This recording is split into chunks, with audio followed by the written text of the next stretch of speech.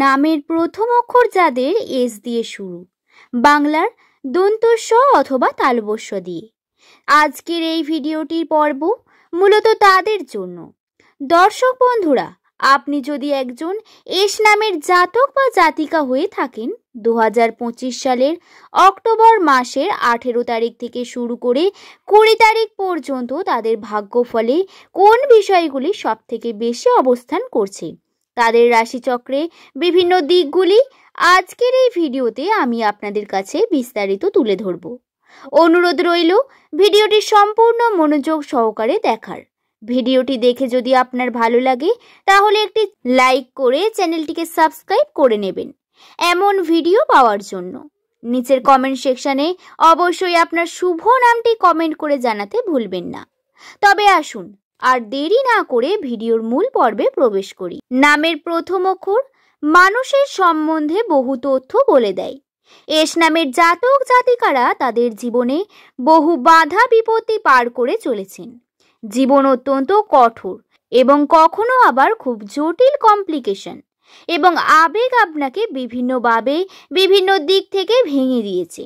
কখনো পারিবারিক চাপ, আবার কখনো নিজের পার্সোনাল লাইফে বিভিন্নভাবে সমস্যা।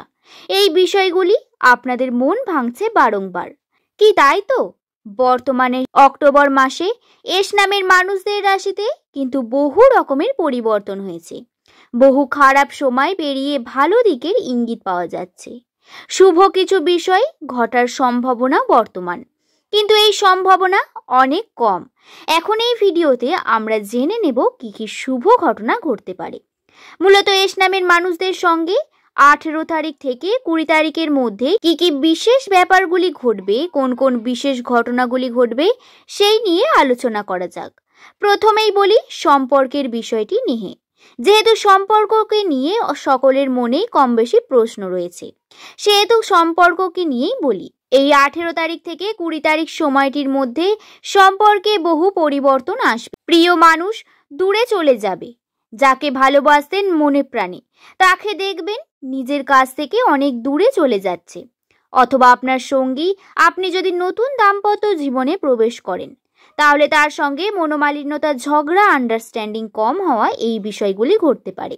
এমন ঘটলো যা আপনাকে পজিটিভ দিকে নিয়ে গেল, তবে সম্পর্কের পরিবর্তন ঘটবে, এটা অনিবার্য।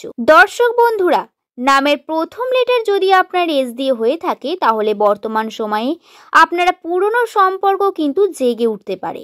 পুরনো সম্পর্ক, যাকে কখনো আপনি গুরুত্বপূর্ণ স্থান দিয়ে রেখেছিলেন, যাকে কখনো বিশ্বাস করতেন, সেই সম্পর্কগুলো একটু একটু করে সুন্দর হওয়ার সম্ভাবনা রয়েছে।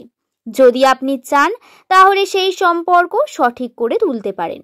দর্শক বন্ধুরা, 2025 সালের 18 থেকে 20 তারিখের মধ্যে সম্পর্কের যে পরিবর্তন ঘটবে, এই পরিবর্তনকে মেনে নিয়ে এবং কিছুটা আবেগ আপনার রাশিতেও কার্য করবে। আপনাকে সহানুভূতিশীল থাকতে হবে এবং নিজের ধৈর্যকে সবথেকে বড় চাবিকাঠি তৈরি করতে হবে। এই কয়েকটা দিনের জন্য সমস্যা আপনার আরো বেশি বৃদ্ধি পাবে। আশা করছি বিষয়টি বোঝাতে পারলাম।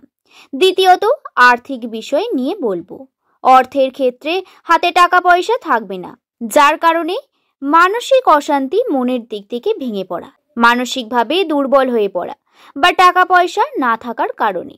হ্যাঁ, এস নামের মানুষদের বিভিন্ন রকম চাপ সৃষ্টি হবে, ব্যয়ের সম্ভাবনাও বৃদ্ধি পাবে, কিন্তু তার মধ্যে আর্থিকভাবে ক্ষতি হওয়ার বিশেষ সম্ভাবনা বর্তমান রয়েছে। তাই এই বিষয়টিকে খেয়ালে রাখবেন। কর্মক্ষেত্রে এস নামের মানুষেরা বহু রকমের বাধা বিপত্তি আসতে পারে।